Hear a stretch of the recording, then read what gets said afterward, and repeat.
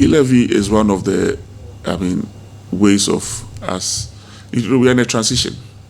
We're in a transition, global transition, and also as a country. If you look at the volumes that we used to make out of VAT today, it's not there. It's dwindling because a lot of people are doing transactions online and are not paying. You can even order food today on Facebook, order school books, pay school fees, everything. We are just doing online transactions. We are moving online. The new generation that you're talking about, the 32% that fall between the 15 and 24 years, are all online. They are on TikTok.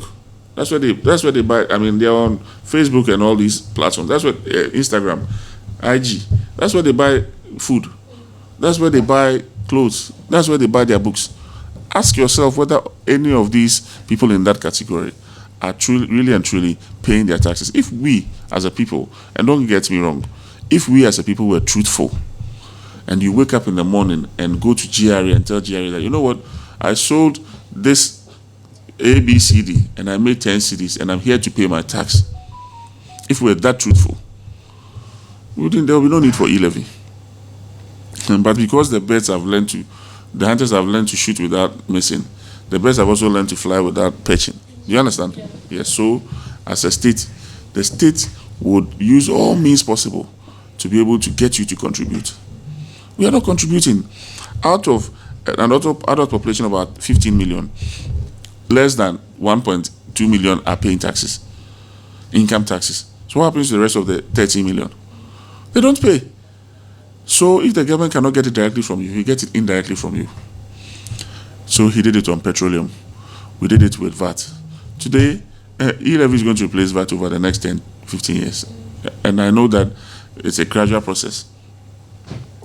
In some jurisdictions, even if your tax records are not right, you're not even allowed to vote.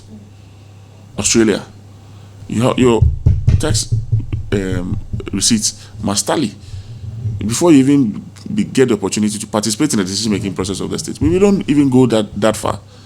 Ghanaians just don't pay. We don't pay. We are prepared to maybe, go and pay to a church. Yet, not prepared to pay to the state. We're even prepared to pay to MTN. We're not prepared to pay to the state. You might say that, people don't see why the state is not, why they should pay to the state because they don't see the value. It's not true. It's like what we pay is so minuscule, it just gets dissipated. Let me give you an example. You have just about 13.2% of our tax to GDP. Meanwhile, when you go to places like Norway, they are doing 40-something percent, 50-something percent.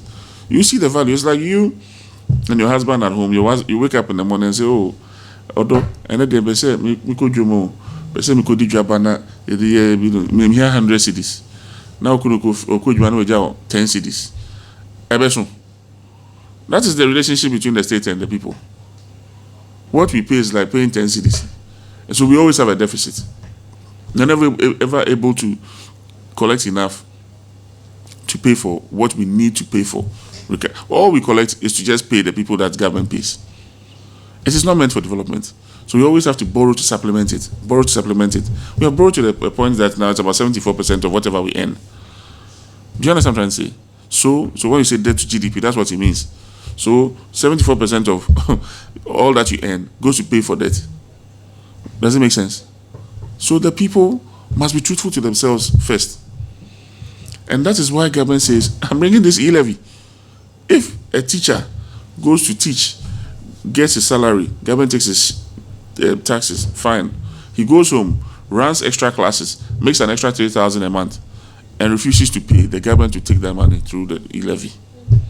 Because all the teacher should have done is to go to GRA and say, me studies, and we take 3,000 a month, maybe you have a tax. Government will not go around chasing people for that. Do you understand?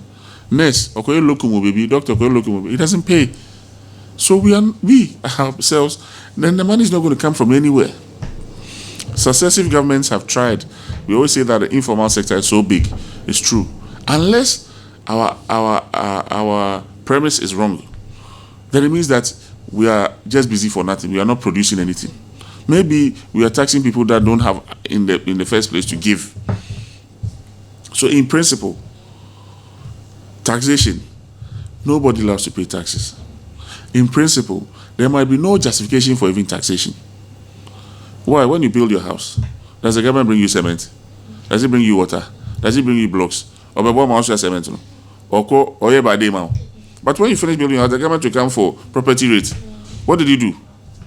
Why is he coming for property rate? It is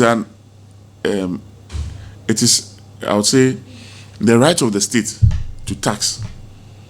So the right, once the state loses that right to tax you, the state will not function anymore.